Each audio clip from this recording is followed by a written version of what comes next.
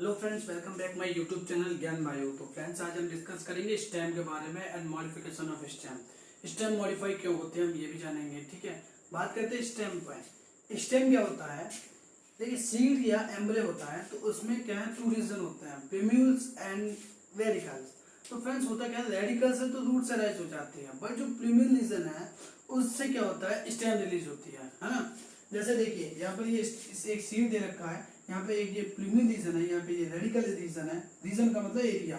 तो रेडिकल क्या होगा, रेडिकल से क्या है, रूट से अराइज हो रही है, और प्लूमिन से क्या होता है, सूट अराइज हो रही है, यानी कि स्टेम अराइज हो रहा है ना। चलिए ठीक है, यहाँ से हमने देखा स्टेम अराइज हो रहा है, और स्टेम से जो ब्रांचेस निकल रही है, ब्रांचेस पे लीव्स हैं, फ्लावर्स हैं, फ्रूट्स हैं, ये बहुत सारी चीजें इसमें प्लांट में मौजूद होते हैं। चलिए देखते हैं हम कि ये स्टेम पे होता क्या क्या चीज है। तो देखिए, स्टेम में क्या है, बीच बीच में बहुत सारे कई सारे मैनी सम जो होते हैं वो नोड्स होते हैं। क्या होते हैं, नोड्स होते हैं बहुत सारे। तो उन नोड से क्या है, ब्रांचेस रिलीज होती हैं, लीव्स अराइज होती हैं।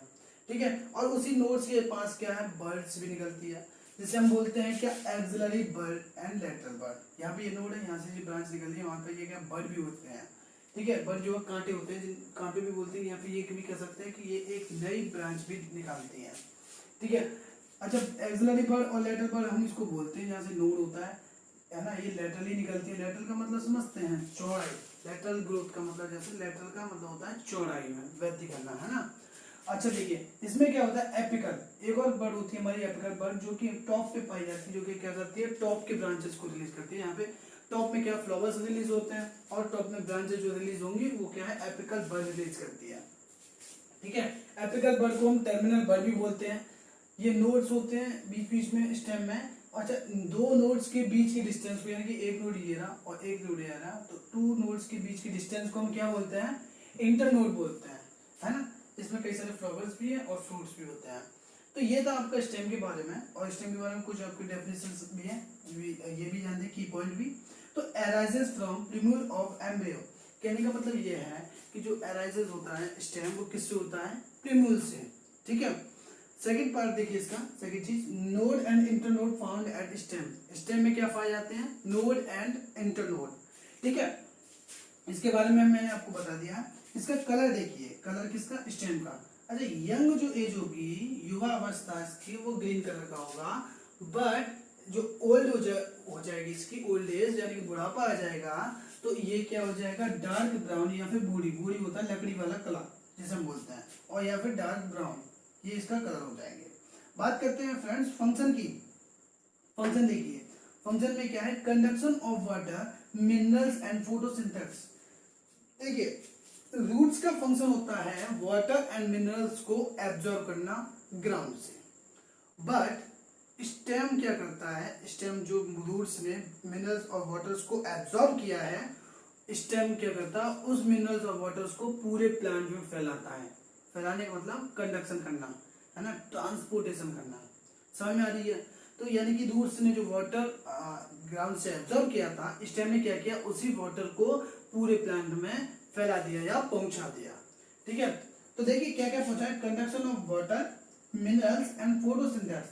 अब ये तो वाटर एंड मिनरल्स तो थे रूट्स के, लेकिन अब बात करें फोटोसिंथेसिस यानी कि लीव्स से। लीव्स जो है खाना बनाती हैं, खाना बनाने के बाद होता क्या है, वो जो खाना लीव्स ने बनाया वो पूरे प्लांट की बॉडी की या सेल्स तक पहुंचाना है, तो वो कौन पहुंचाता है, स्टेम पहुंचाता है। जैसे हमारी बॉडी में, हमारे सेल्स में जो भोजन को पहुंचाता है या एनर्जी को पहुंचाता है, वो कौन होता है, ब्लड होता है। ऐसे ही प्लांट में स्टेम होता है।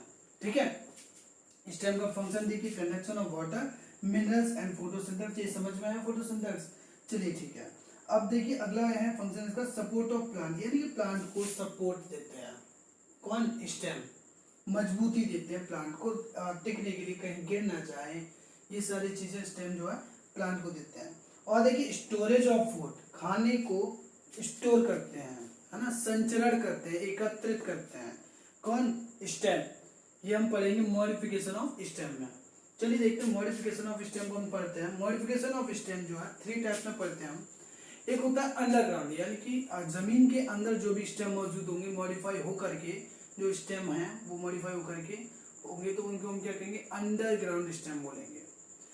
अब कुछ स्टेम जो है जमीन से बाहर मॉडिफाई होते हैं, कुछ जमीन के अंदर मॉडिफाई हो गए, कुछ जमीन के बाहर यानी कि ग्राउंड से बाहर, तो हम उसको बोलेंगे एरियल मॉडिफिकेशन ऑफ स्टेम।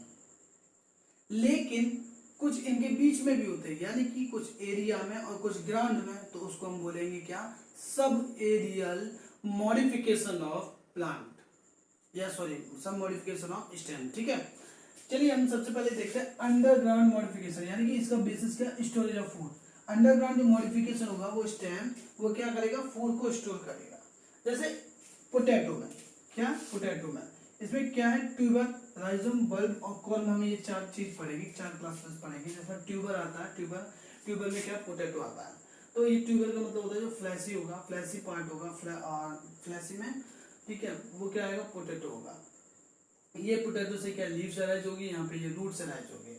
अब बात करते हैं सेकंड राइजोम की। राइजोम का मतलब हॉरिजॉन्टली ग्रो करना। तो इसमें देखिए अदरक होता है, जो जिंजर होता है, वो क्या करते हैं, हॉरिजॉन्टली ग्रो करते जाते हैं और इनसे लीव्स अराइज होती जाती है। ठीक है, तो इसका एग्जांपल क्या है, राइजोम का एग्जांपल आपको याद रखना है, जिंजर। बात करें बल्ब की, बल्ब में क्या फ्लैशी होती है ये भी, तो इसमें क्या एग्जांपल क्या होता है, ऑनियन का। क्या आता है, ऑनियन। बल्ब समझ रहे होंगे, बल्ब यानी लट्टू बल्ब, जो कि प्याज जैसा दिखता है। ठीक है, इससे आप याद रख सकते हैं इसको। अब देखिए यहाँ पे देखिए कॉर्न, कॉर्न क्या होता है, फूला हुआ भाग, है ना, फूला हुआ भाग। तो ये क्या थोड़ा हल्का से कठोर होते हैं नेचर में। तो इसका जो एग्जांपल है कॉर्न का, वो क्या है, कोलोकेसिया। क्या होता है, कोलोकेसिया। तो ये क्या हमने पढ़े, स्टोरेज ऑफ फूड, यानी कि अंडरग्राउंड में जो फूड स्टोर हुआ है स्टेम का मॉडिफाई करके, तो उसको हम किस में पढ़ रहे हैं, अंडरग्राउंड मॉडिफिकेशन में। ये हमने कंप्लीट करे food of storage of food पे। ठीक है, कोलोकेसिया को हिंदी में कहते हैं अरबी। क्या कहते हैं, अरबी। अब बात करते हैं aerial modification of stem. Aerial का मतलब जमीन से ऊपर वाला जो स्टेम है वो मॉडिफाई हो चुके हैं। किसमें, कुछ कांटों में बदल जाते हैं, थॉर्न्स में बदल जाते हैं, कुछ टेंडल्स में बदल जाते हैं और कुछ पत्तियों में भी बदल जाते हैं। यानी कि कुछ जगह पर स्टेम जो पत्तियों का भी कार्य करते हैं और कुछ जगह पर कांटों और टेंडल्स में बदल जाते हैं। तो सबसे पहले एग्जांपल देखिए कांटों में, यानी कि थॉर्न में। थॉर्न का जो एग्जांपल है वो है सिट्रस और बुगेनविलिया। ठीक है, इसमें होता क्या है, जो स्टेम होते हैं फ्रेंड्स, वो क्या है, कहीं कहीं जगह पर स्टेम जो है कांटों में तब्दील हो जाते हैं। क्यों, क्योंकि बस चढ़ने वाले जो एनिमल्स होते हैं, चढ़ने वाले एनिमल्स, तो उसमें क्या होता है, चढ़ने वाले एनिमल्स होंगे तो वो क्या प्लांट को खाएंगे। तो प्लांट अपनी प्रोटेक्शन के लिए वो क्या करता है, अपने स्टेम को मॉडिफाई कर लेता है थॉर्न्स में, कांटों में, जिससे क्या है जो चढ़ने वाले एनिमल्स हैं वो इनको ना खाएं। ठीक है, तो यहाँ पे देखिए ये मैंने एग्जांपल बना सिट्रस और बुगेनविलिया को याद रखना है इसका। यहाँ पे आपको नींबू लटका दिया हमने, जो सिट्रस का एग्जांपल, इसलिए हमने यहाँ पे नींबू का प्लांट बनाया था। ठीक है, अब बात करते हैं आपको टेंडल के बारे में। टेंडल यानी कि क्लाइंबिंग के लिए एक कह सकते हो एक सहारा, एक हाथ, यानी कि खाई में जो कोई बंदा गिरता है तो वो हाथ देता है, मुझे बचा लो, ये वही चीज है। तो होता क्या है, ये प्लांट है वो बहुत कमजोर होता है, वीक होता है ना, उसका स्टेम इतना मजबूत नहीं होता कि वो खड़ा हो सके। तो होता क्या है, वो क्या है, अपने स्टेम को मॉडिफाई कर लेता है, किसमें, टेंडल्स में। टेंडल्स क्या होता है, ये रस्सियों जैसी स्ट्रक्चर होती है, बट होते क्या है, प्लांट का ही पार्ट होता है। तो रस्सी जैसा इसका स्ट्रक्चर होता है। ये क्या है, किसी भी चीज का सहारा लेकर के ये क्लाइंबिंग करते हैं, प्लांट को चढ़ाते हैं, प्लांट को मजबूती दिलवाते हैं, उसी के साथ ही प्लांट को ग्रोथ करवाते हैं।